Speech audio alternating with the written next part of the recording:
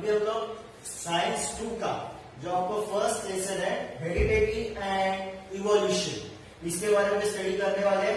ये जो heredity topic है उसके बारे में आप लोगों ने 9th स्टैंडर्ड में भी सीखा है। ओके, बाहर में आपको देखो monohybrid dihybrid cross था, Mendel monohybrid dihybrid cross. Okay, उस लेसन में भी आपने ये हेरिडिटी के बारे में स्टडी किया। तो हम लोग अभी इसको थोड़ा डिटेल में हेरिडिटी एंड इवोल्यूशन के बारे में थोड़ा डिटेल में यहाँ पे स्टडी करेंगे। पहला हम लोग देखेंगे what is the definition of heredity. क्या है हेरिडिटी? क्या है? Is the transfer of biological characters from one generation to another generation. Okay, transfer of biological characters, parents के अंदर का सर्टन कैरेक्टरिस्टिक किसके अंदर जाता है?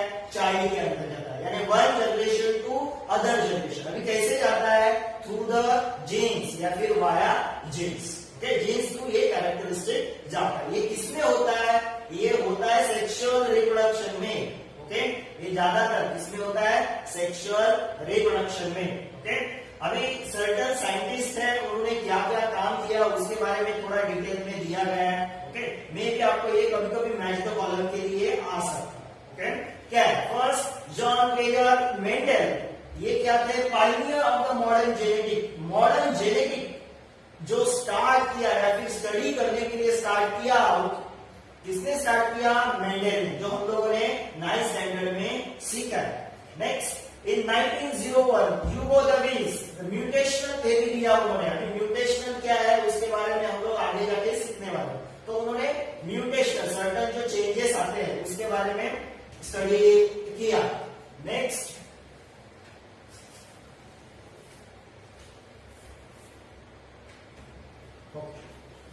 तो इन्होंने म्यूटेशनल थ्योरी के बारे में बताया।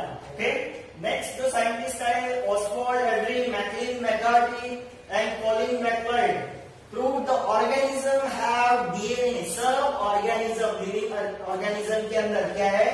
डीएनए। एक्सेप्ट किसके अंदर डीएनए नहीं है? वायरस के अंदर डीएनए नहीं है। ये किसने ढूंढ के निकाला? इन सब साइंटिस्ट लोगों ने ढूंढ के निकाला। Next, 1961 Francis Jack Monod proposed the model for the process of protein synthesis from DNA। DNA से प्रोटीन सिंथेसिस कैसे होता है इसके बारे में जो बताया, कौन से साइंटिस्ट लोगों ने बताया? इन सब साइंटिस्ट लोगों ने बताया। ओके, अभी हम लोग यहाँ पे स्टार्ट करने वाले हैं प्रोटीन सिंथेसिस, मगर उससे पहले हम लोग थोड़ा उसका initial terms, what are the initial terms, okay, वो हम लोग सीखने वाले। तो क्या क्या इनिशियल टर्म्स है? तो फर्स्ट हम लोग देखेंगे सेल, इसके बारे में हम लोगों ने स्टडी किया है, मगर एक कंसेप्ट आपका होना चाहिए ये सब सीखने से पहले।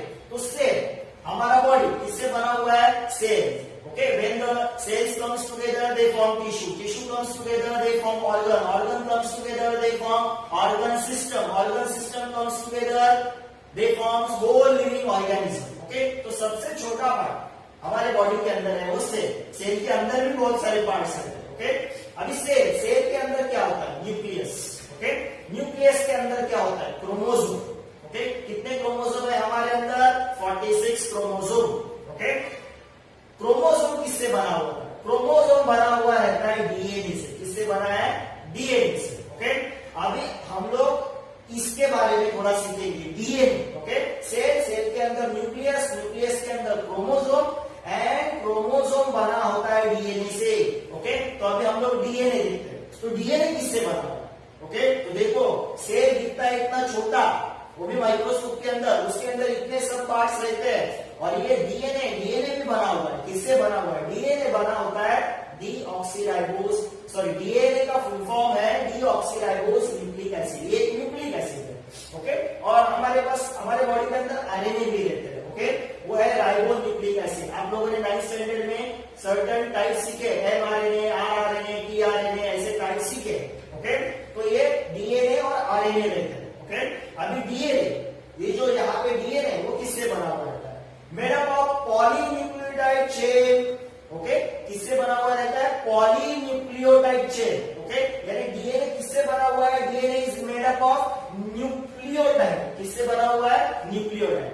पॉली यानी क्या, बहुत सारे न्यूक्लियोटाइड। ओके, तो डीएनए बना हुआ है बहुत सारे न्यूक्लियोटाइड से, बहुत सारे न्यूक्लियोटाइड से, इसके लिए उसको बोला गया है पॉलीन्यूक्लियोटाइड चेन। ओके, अभी ये डीएनए न्यूक्लियोटाइड से बना है। ओके, तो ये न्यूक्लियोटाइड किससे बना हुआ है, देखो ऐसा अंदर अंदर बहुत सारा है, तो ये न्यूक्लियोटाइड किससे बना हुआ है, तो न्यूक्लियोटाइड बना है pentose sugar, phosphate group and nitrogen base. Okay, तो न्यूक्लियोटाइड किससे बना हुआ है, pentose sugar, phosphate group and nitrogen base, इससे क्या बना हुआ है, न्यूक्लियोटाइड।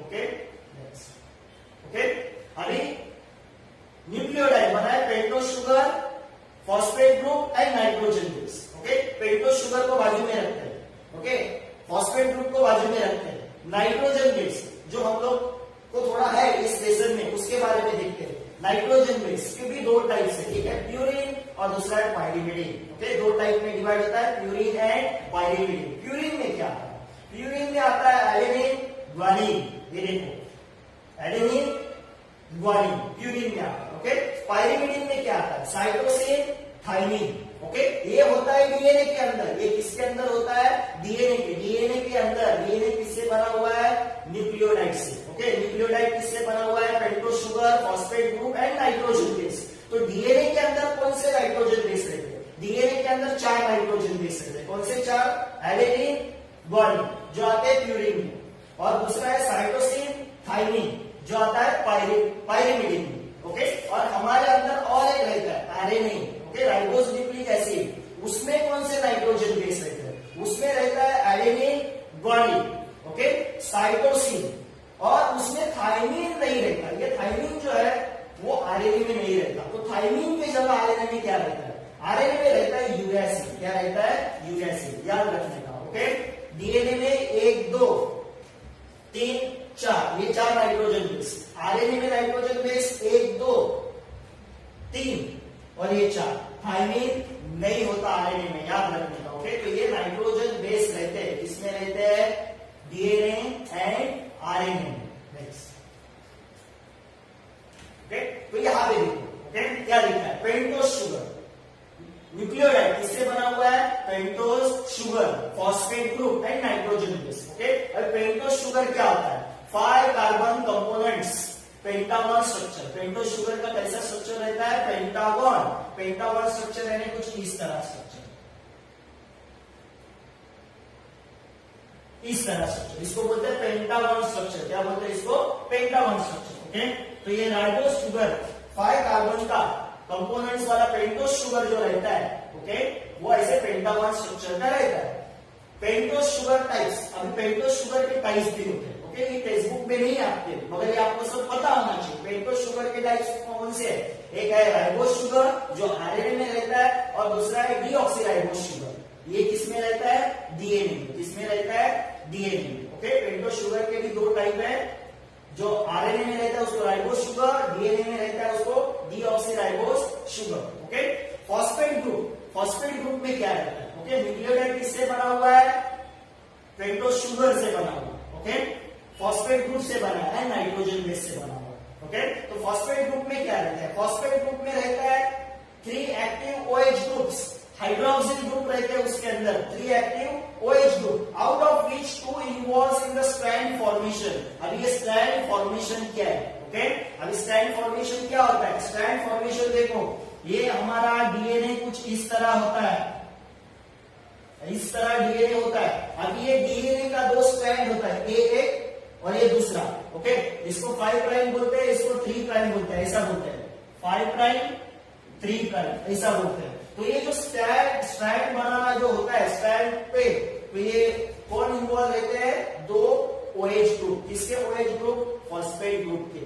ओके, तो ये सब थोड़ा बेसिक है जो आपको पता होना चाहिए, मगर आपके टेक्स्ट बुक में इतना सारा डिटेल में नहीं है, मगर ये सब बेसिक आपको पता होना चाहिए जो आपको आगे जाके हेल्प करेगा।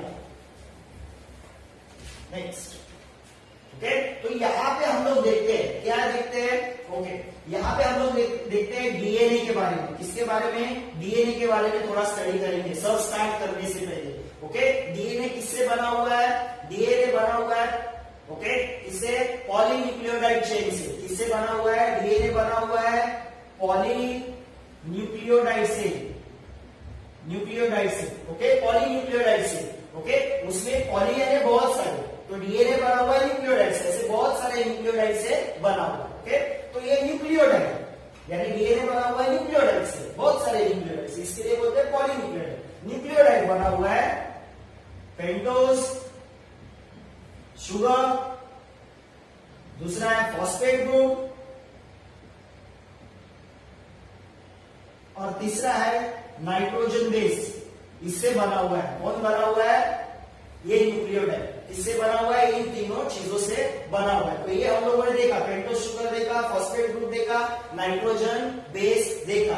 अभी इस पॉलीन्यूक्लियोटाइड का अगर आप स्ट्रक्चर देखोगे तो या फिर न्यूक्लियोटाइड का, पॉलीन्यूक्लियोटाइड नहीं बोलते हैं, न्यूक्लियोटाइड का, न्यूक्लियोटाइड का अगर आप स्ट्रक्चर देखोगे तो उसका स्ट्रक्चर कैसा है? कुछ इस तरह से है।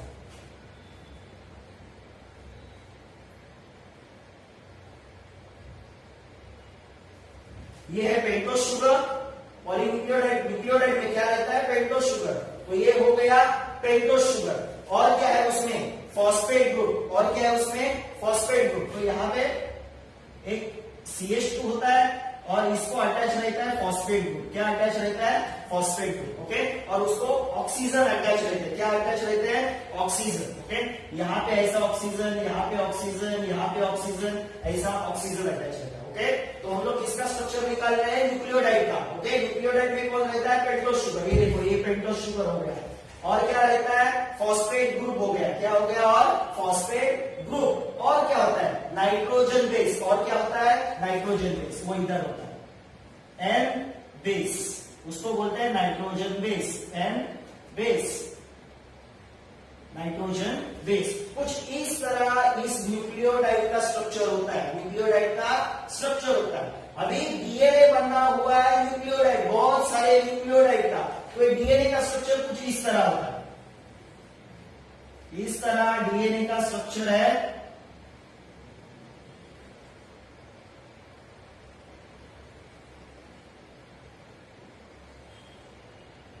इस तरह डीएनए का स्ट्रक्चर है, ओके।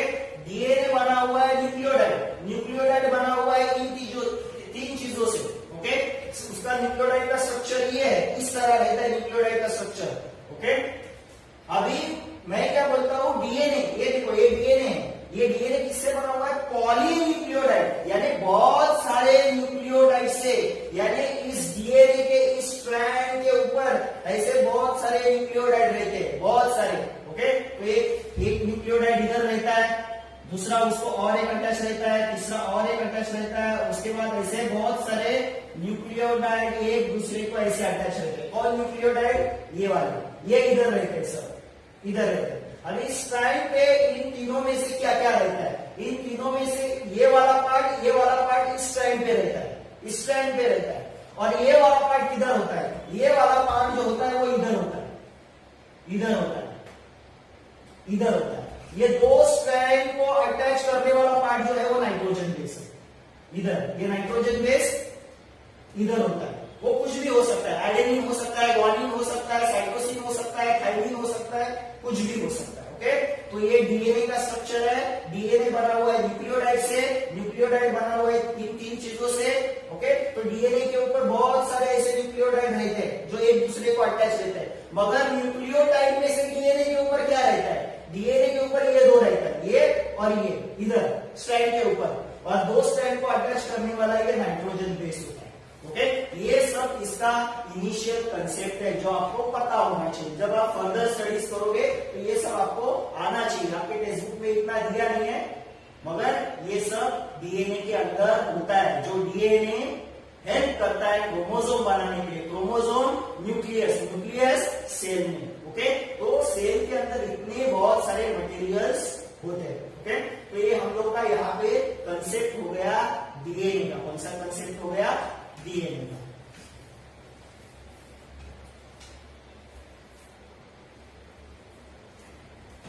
ओके, तो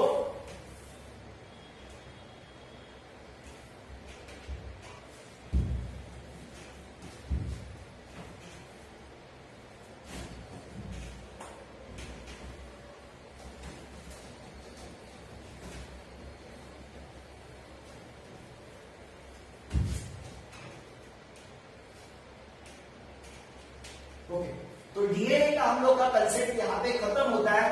तो नेक्स्ट जो हम लोग को सीखना है इस लेसन में वो है प्रोटीन सिंथेसिस। क्या है वो? Protein synthesis. ओके, अभी ये प्रोटीन की हमारे बॉडी के अंदर बहुत जरूरत होती है। Okay, protein is necessary for the body. Information about the protein, protein body में बहुत जरूरत है प्रोटीन की, मगर ये प्रोटीन बनाने के लिए जो इंफॉर्मेशन होती है वो किधर होती है? Store in the DNA. DNA के अंदर ये प्रोटीन बनाने की इंफॉर्मेशन स्टोर होती है। Okay, this proteins are synthesised by DNA. तो ये डीएनए से प्रोटीन बनाए जाते हैं, मगर किसका हेल्प लेके? Through the RNA. आरएनए का हेल्प लेके ये डीएनए से क्या बनाए जाते हैं? प्रोटीन बनाए जाते हैं। क्या बनाए जाते हैं? प्रोटीन। इसको बोलते हैं सेंट्रल डोग्मा। क्या बोलते हैं इसको? Central dogma. क्या है सेंट्रल डोग्मा का? सिंपल डेफिनेशन है, हम लोग को क्या बनाने का है? प्रोटीन। ओके, प्रोटीन बनाने का है। किससे बनता है प्रोटीन? डीएनए से बनता है। ओके, किसका यूज करके, किसका हेल्प लेके? आरएनए का। ओके, इसको बोलते हैं सेंट्रल डोग्मा। क्या डेफिनेशन है? Proteins are synthesized by DNA. Proteins are synthesized by DNA through the RNA. Through the RNA, this is called central dogma. इसको क्या बोलते हैं? Central dogma. Okay? Steps क्या है? प्रोटीन बनाने में 3 स्टेप्स है. Okay? ये क्या है? ट्रांसक्रिप्शन, दूसरा है ट्रांसलेशन एंड थर्ड है ट्रांसलोकेशन. ओके, 3 स्टेप से प्रोटीन बनाने के लिए हम लोग को जाना पड़ेगा.